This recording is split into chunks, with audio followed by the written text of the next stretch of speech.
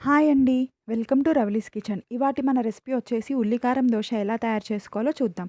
దీనికి కావాల్సిన పదార్థాలు: నూనె 1 టేబుల్ స్పూన్, వెల్లుల్లి రెబ్బలు 4, జీలకర్ర పావు టేబుల్ స్పూన్, ఉల్లిగడ్డలు 2, ఎండుమిరపకాయలు 3, ఉప్పు పావు టేబుల్ స్పూన్, చింతపండు చిన్న నిమ్మకాయ సైజ్ అంత.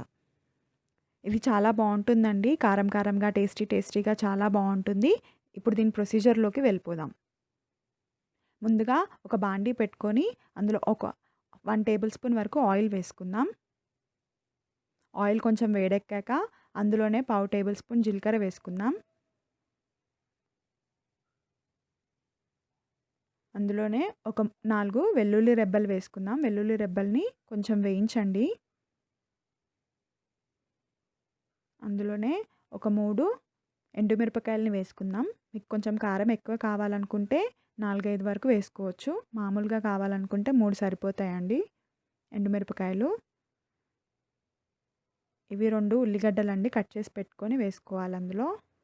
నేను రఫ్గా కట్ చేసుకున్నానండి. మళ్ళీ మిక్సీలో వేసి మెత్తగా పట్టేసుకుంటాం కదా, అందుకని. 1 నిమిషం పాటు వేయించండి. ఉల్లిగడ్డలు అనేటివి బాగా మగ్గిపోయే వరకు 1 నిమిషం పాటు అలా వేయించుకోండి నూనెలో.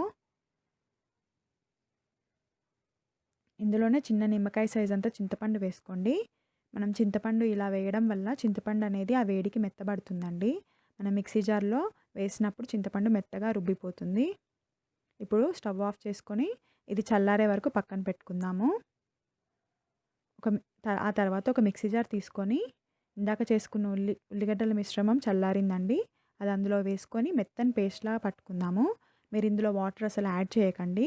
వాటర్ యాడ్ చేసినట్టయితే మనం దోస వేసుకున్నప్పుడు దోస అనేది క్రిస్పీగా రాదండి. ఆ వాటర్ అనేది పీల్చుకొని ఉల్లిగడ్డల్లో ఉన్న వాటర్ కంటెంట్ వల్లనే అది మెత్తగా అయిపోతుంది. ఇందులో ఒక హాఫ్ టేబుల్ స్పూన్ వరకు సాల్ట్ వేసుకొని మెత్తని పేస్ట్ లాగా పట్టేసుకోండి.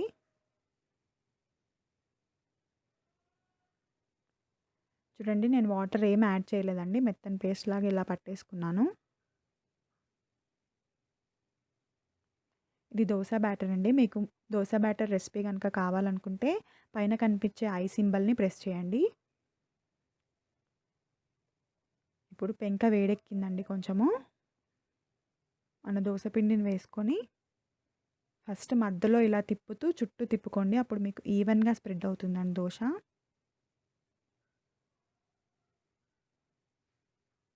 లోలో పెట్టుకొని దోస పిండి వేసుకోండి. హైలో పెట్టుకొని దోస పిండి వేయకండి. ఇప్పుడు ఆయిల్ ఒక హాఫ్ టేబుల్ స్పూన్ వేసుకుందాం. చుట్టూ వేసుకోండి దోస చుట్టూ.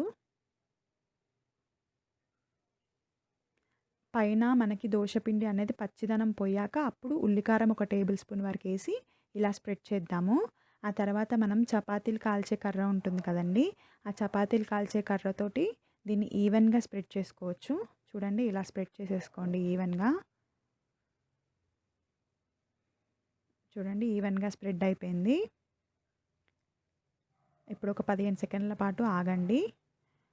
ఫైనల్‌గా దీన్ని కొత్తిమీరతో గార్నిష్ చేసుకోండి. ఇది ఆప్షనల్ అండి.